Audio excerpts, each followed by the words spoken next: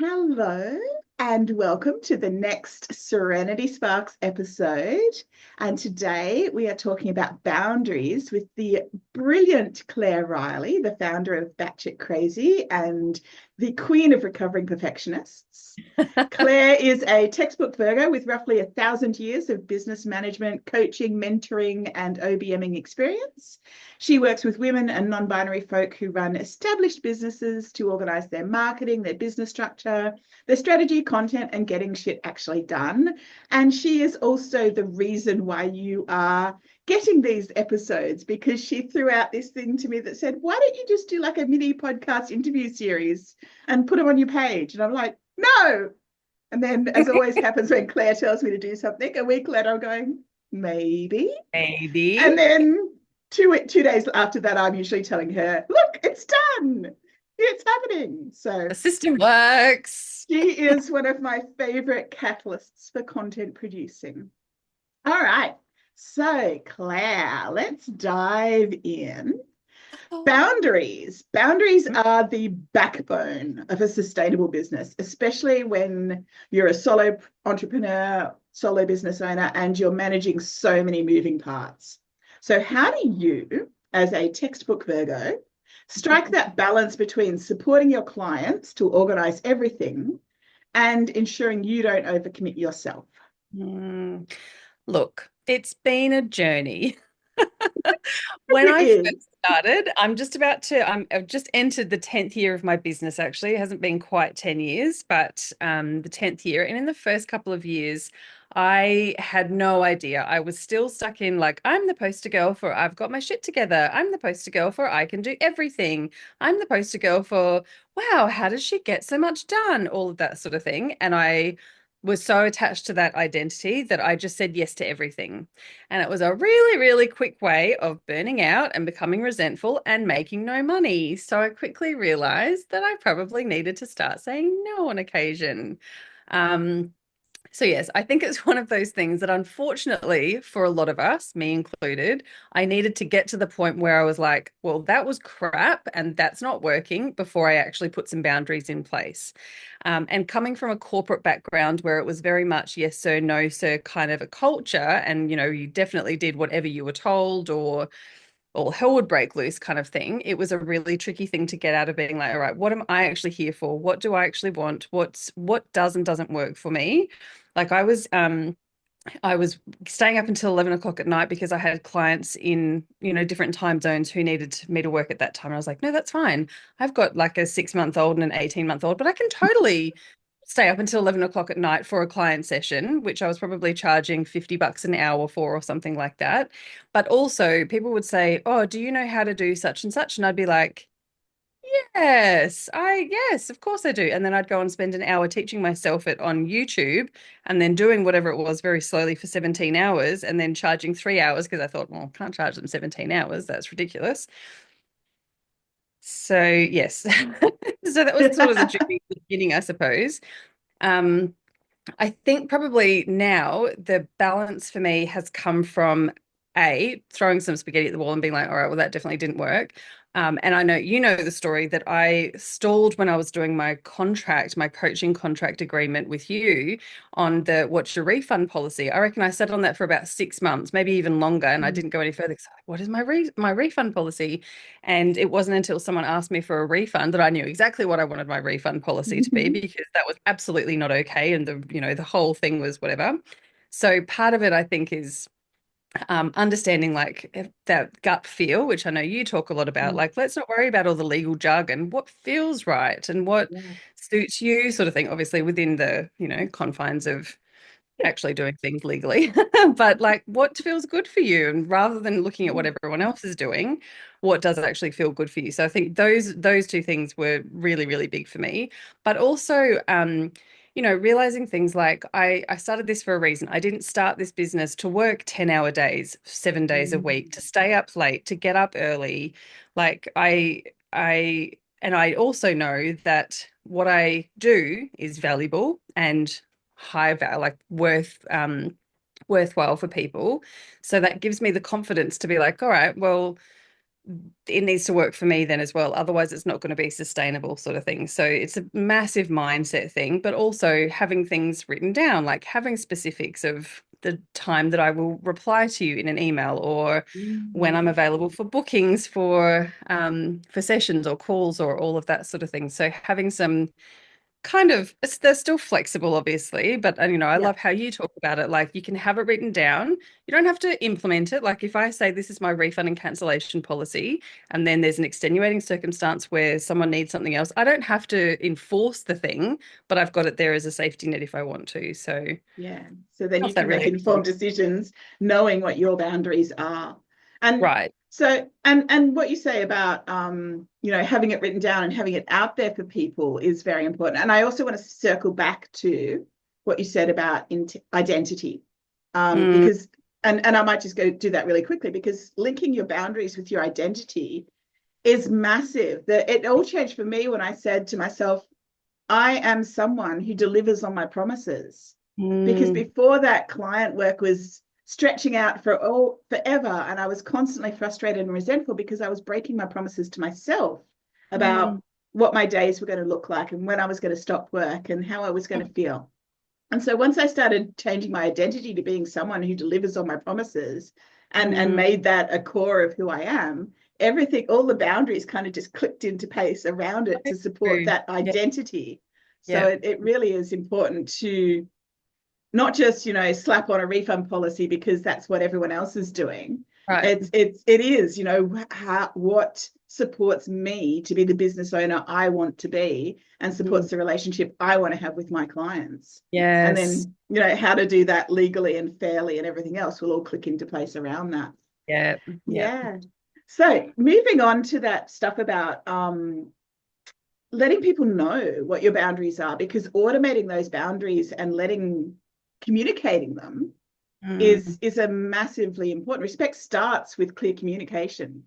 And as mm. someone who's all about getting things done, what's a top tip for business owners who want to set boundaries but not only protect their time and energy but also improve efficiency and productivity? So for me, one of the things is automating those boundaries in my communication, my emails and things like that. So it just goes out and people automatically know how to respect my time because it's automated into all of my sequences and my emails and things like Yeah. that.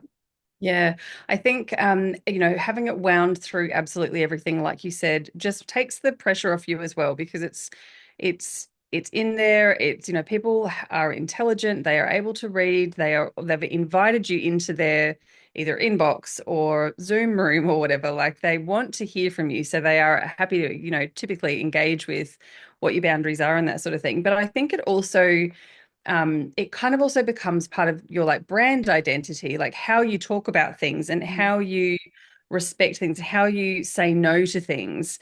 I remember the very first time I said no to a client, and it was terrifying. It was someone who I desperately wanted to work with because I really admired her and her business, and I just really wanted to work with her. I just thought she was awesome. We did a discovery call, and I had to say to her, I don't think I can help you. I think she was even more advanced in the things she wanted my help with than I was. And I had to be honest and just be like, I really want to work with you, but I honestly don't think I'm the best person to help you with this sort of thing, which was like devastating and terrifying and all that sort of thing. But actually, it's always the sort of thing like that for me, where when you close one door, like three others open.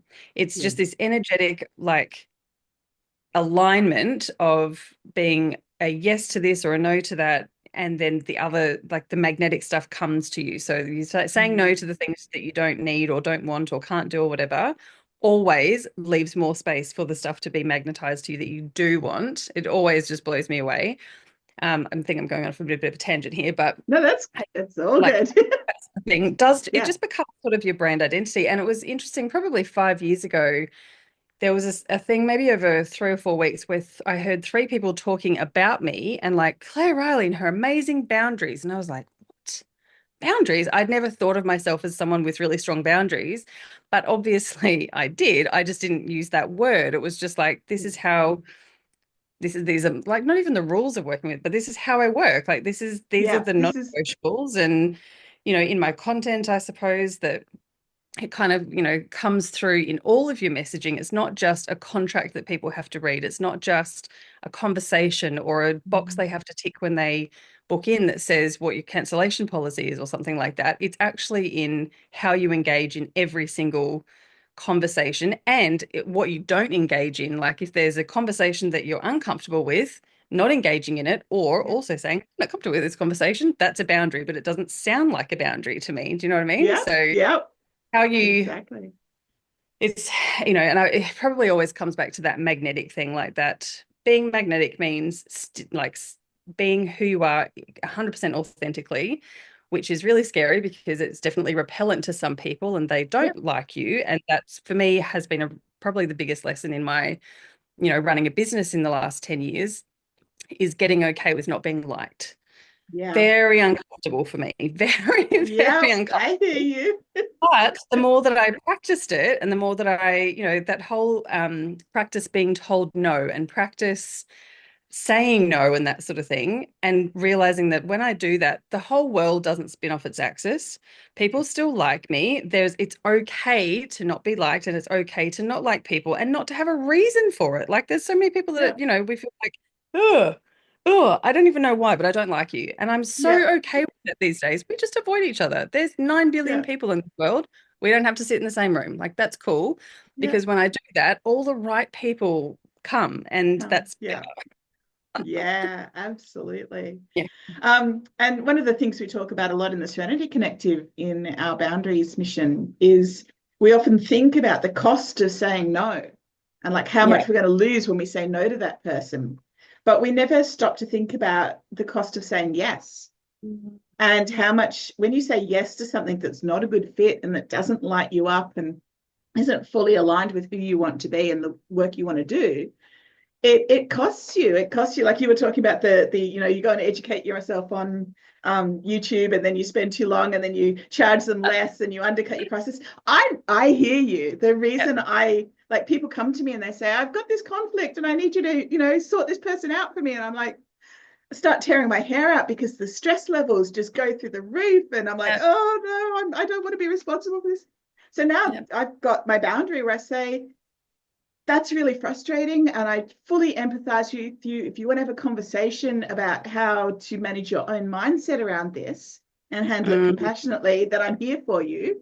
But if you want to go to war with this person, or if you really need to enforce your legal rights or similar, then I've got a network of people that I've right. developed that I can refer you to because they love this work and Yeah. I loathe it.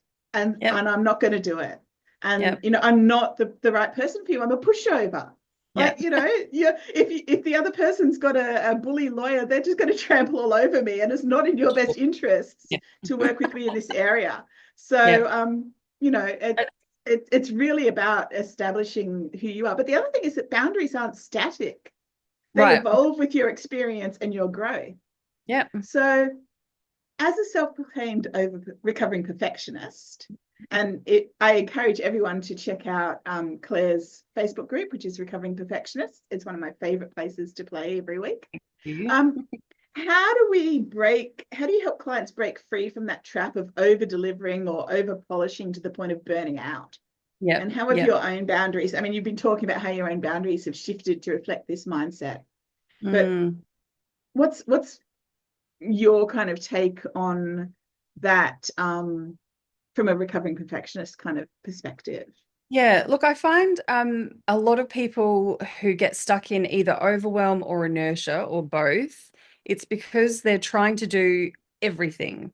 And everyone's telling them that they've got the solution. And I can guarantee you that anyone who's been in business for longer than 5 minutes has the solution. They know exactly what they need to be doing, but they're looking out for, oh, there's a course on how to do Instagram. Oh, there's a course on how to do Pinterest. Oh, maybe So I just many need to shiny things. so many shiny objects, right? And I get it. Sometimes we need to go and hunt for shiny objects. And I've been guilty of it too. I have a folder um in my bookmarks of all the course logins, and there would be at least 50 in there. And some of them I was looking through the other day looking for something, and I was like, oh yeah, yeah, oh yeah. All of these things I've bought, never looked at, but I thought they were like, this is it. This is the thing Yeah. that's gonna fix my business and make me a millionaire by Friday, kind of thing.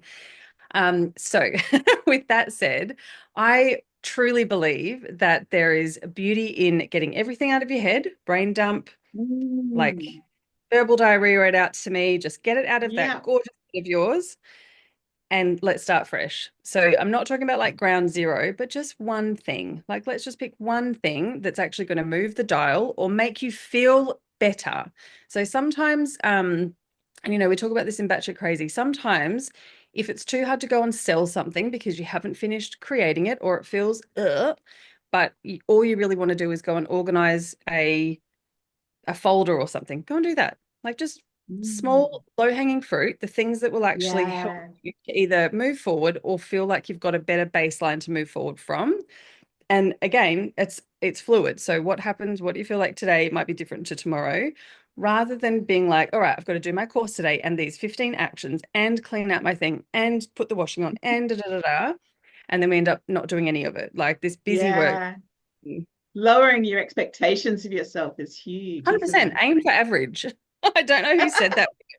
Aim for average rather than, And then zero. surprise yourself. You know? Surprise yourself. But even like, how nice would it just be to just be consistent rather than Yeah. like this roller coaster of woohoo, amazing day. Oh my God, I got nothing done. Yeah. Like just Yeah. coasting a little bit, I think makes a massive difference, especially for people who get stuck in that perfectionism or we get like 99% finished on something and then like, well, someone might see this if I tell anyone about it. All right, we'll just pop that over there for a little while and start a new thing. So Yeah. seeing it through from start to finish, even if it is imperfect, like Yeah. no one cares. Literally no one cares. If it's something that's going to help me, do I really care if there's grammatical errors? I'll notice them, but do I really care if it helped me learn the thing that I needed to learn? Or um, I jumped on and had an awesome session with a coach or someone and they didn't wear makeup. Do I care? Do I care? Like no one cares. Do You're you know never what I going to mean? see me in makeup, so it doesn't, Right. I get So, it. things like that. I think that we put all of these boundaries and these fears, and I think probably something that really spurred me on to being a bit like, well, fuck this, and kind of got my, big girl pants on about things, was like, no one does this to dudes. Dudes aren't sitting around going, Mm. oh, I'm not sure. Oh, maybe I should work until 11 o'clock tonight. Like, if they want to, they do. If they don't, they Yeah. don't. Whereas we often feel, and I was like, well, if they don't, well, I'm not, you know, Yeah. that sort of thing. So I do get, Yeah. he's in and out about that sort of thing a bit. So that definitely helps me to stay in my boundaries and in Yeah. my like things that I know are going to move the things. The other thing I think is really important is having some people or structures of some sort that can kind of pull you back into your own lane. So I've got like 4 or 5 biz besties who know for the next 3 months, all I'm working on is A, B, and C. If you see me do something else, and I occasionally get these people send me a little GIF in my DMs of like a spray bottle, like, oi, no, that's not what you're doing. You're supposed to be over here. Do you know what I mean? So there's, and I Yeah. appreciate it so much because I know that I'm like, oh, shiny object. And they're like, come on, come back over here, little Come back one. to And, it. those Yep. sorts of things really Soundtrack. help. Yeah. Yeah. My recovering perfectionist tip around this would probably be to start stupid small, break it, and that equates with what you were saying, break it down into something that is so freaking tiny that Yep. there is no way you can feel resistance around doing it, Yep. and just do that thing. And the flip side of that is when you do that thing, let yourself celebrate, let that be enough. Like Yeah. my perfectionist Yes. brain has this Yeah. habit of aggrandizing. So if I do Mm, like a really good 20-minute workout, it's kind of saying, okay, well, you could ramp this up and you could be doing hour-long workouts and you could be doing right. them every day. And think how amazing you would be if you just did this. So it takes one little seed of success and it plants this Turns it orchard into a of, forest. potential that instantly, sends me into overwhelm, and it's completely Oh, unsustainable. So I've yeah. I've gotten in the habit of using that little mental spray bottle to that Yeah. perfectionist voice and just say, stuff you. I don't Yeah. care about your ambition is amazing, but it's not helpful to me. I am Right. happy with planting this one seed right now, and I'm going to celebrate and notice just how freaking awesome it is that I've planted that one seed. And Yeah. so that's been a great way to keep, setting boundaries with myself. Yeah. is Yeah. also important. Like we talk about setting boundaries with everybody else, but setting boundaries with ourselves, Yes. particularly if we're perfectionists and recovering perfectionists and rebels, and our good girl and our rebel are in a constant tug of war battle for Yes. who's going to have control. Get them collaborating, Yeah. get them working together. It Yeah. really, Yeah. when they both believe in the identity that your boundaries support, then it really starts to open up a lot of doors for you. Yeah, 100%. I am a fan of like I know that there are perfectionist and control freaky traits that I have, mostly under control, but I've got to give her some jobs to do. So Yeah, she does the like wrapping paper at Christmas yeah, time. Perfectionist does all the, I mean, she wraps presents so beautifully. So just beautifully. Yeah, do let that, her okay? go. Let her have her But she's fun. not allowed to touch my laptop. Not allowed to touch it. There's no work gets done by the perfectionist. She's not allowed here. She's like a little kid who, go and play with the wrapping Yeah, paper, darling, yeah, that sort of thing. So yeah, we've got to give them all jobs because they're yeah. part of who we are. They just don't want to get in the way. We just don't want them to get in the way. Yeah, yeah. It's like my rebel chooses my the ASMR Reiki or the handpan or music or whatever that I'm listening to while I'm working. She's in Yeah. control of the radio channel so Oh, that my good girl can focus on the work, because otherwise the rebel's constantly sitting there going, I'm bored. I want to play. Let's oh read a my book. gosh. And I'm That's so trying to focus interesting. on do the work. So it's like, no, rebel, you're in charge of the radio. That's your job. If music's playing, then you listen to that and let me do my stuff. So interesting. Yeah, You got to keep them distracted. yeah, they are little children inside your head. Hilarious. Oh, okay, so I think everyone's pretty darn convinced and sold on the idea that clear boundaries lead to better business results, especially when our goal is to actually get shit done Yep. and progress our goals. So, what's one small practical action that we haven't already mentioned that clients can take today to start reclaiming their control if they feel like their boundaries have slipped?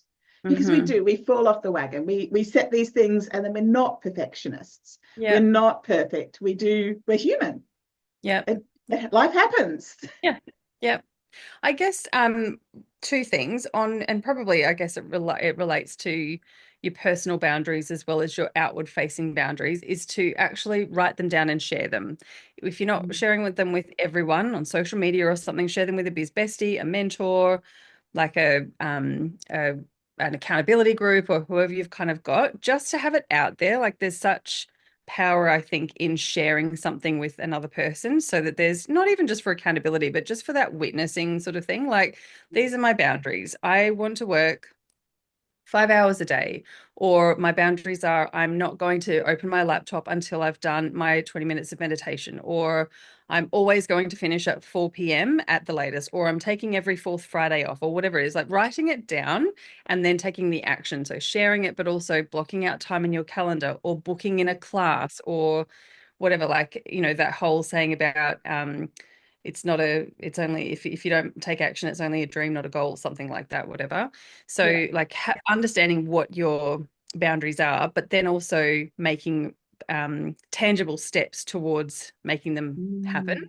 whether that's in, yeah, like I said, your calendar, sharing it with someone, or like how delicious would it be to put a post on your socials if it's, in the thing to say, I'm committing to blah, blah, blah. And it's Yeah. like my favorite thing about doing that sort of thing is every time I do it, like openly, whether it's small or big or whatever, it's like it feels like sitting around Christmas lunch table, and the first person is like, oh my God, I'm so full, and unbuckles their belt. And everyone else is like, Mm. oh, thank God. And they unbuckle their belt Yeah. too. That's what Yeah. it's always felt like. The first time I started talking about recovering perfectionist, I was like, this is scary because I've been the poster girl for perfection for so long. And but then so many people came out like, thank God, thank you Love so much, you. because now Yeah. you've done it. Now I feel like I can do it. Now I don't have to show up perfectly. Now I can show up without having my hair done. Now I can like try this new thing out, even though I don't know if it's going to work. I can, and it's like, oh. And so I kind of tricked myself into, well, I'll just do it imperfectly so that I am helping everyone else do it imperfectly. That's Okay, perfect thing to like do. gaslight myself about the whole thing, but like it as a people pleaser, it also helps me like I'm Yeah. just doing it for them. I'm just doing it for them. Yeah. It was actually I'm doing it for me with the byproduct, Yeah. but it was when you share it, you actually hold the door open for everyone else to have Yeah. boundaries and talk about them in the way of like loving boundaries and, all of that sort of thing that I think makes such a big difference to me is, yeah, talking about it so that everyone else can also feel a lot more comfortable with enforcing and having their own boundaries as well. Yeah. And one of the most brilliant metaphors that I've met in this area is the idea that when you get a plane, say from Sydney to Hawaii or something, like it doesn't fly in a straight line. Mm. It does 15 million little course corrections. Mm. And I found that an amazing visual for myself because it's like, no, I haven't fallen off the wagon or dropped the Right. plot or let all of the plates fall or it's not, it's just a course correction, right? I'm Yeah. still on Yeah. track. I can still see my Yeah. goal. My GPS knows where I'm going. And Yeah. yeah, sure, the winds have blown me this way or that way, or I've had to circle around a storm or something else, but I'm Yeah. still on track and I just need to realign with, what's important to me, where are my values, where are my visions, where are my boundaries, Yeah. who am I, what am I doing here? And then you're back and it's moving And on the dropping again. of the plates and the dropping of the balls and all that sort of thing is usually an indication that you were trying to probably do too much anyway, or Yeah, you were kind of going off the like, it's yeah, usually because there's too many balls in the air to start yeah, with. Like yeah, less more. Aim lower. yeah. And give yourself permission to land and refuel and Yeah, check in for maintenance and all the rest of it before you continue your land journey. and That's refuel sounds so nice, doesn't perfectly permissible. it? Oh, that has been an amazing chat, Claire. Thank you so much for coming and sharing your perspective on boundaries with us today. Thank you for And having me. yeah, I'll put all of Claire's links around this video when it gets set up. And definitely come and check Claire out. She's an amazing person to work with. Thank you. And enjoy setting some boundaries, even if you just start with one stupid, small, Nice simple little one. boundary, Yep. just a little baby one. Give yourself Yep. permission to set that And it's one not set little in thing. stone. You can set the boundary, No, enforce the boundary, and be like, oh, I don't like that boundary. I'm going to change it. yeah, they evolve and grow as you do. Yep. Thank you very much, and we'll see you next time. Bye.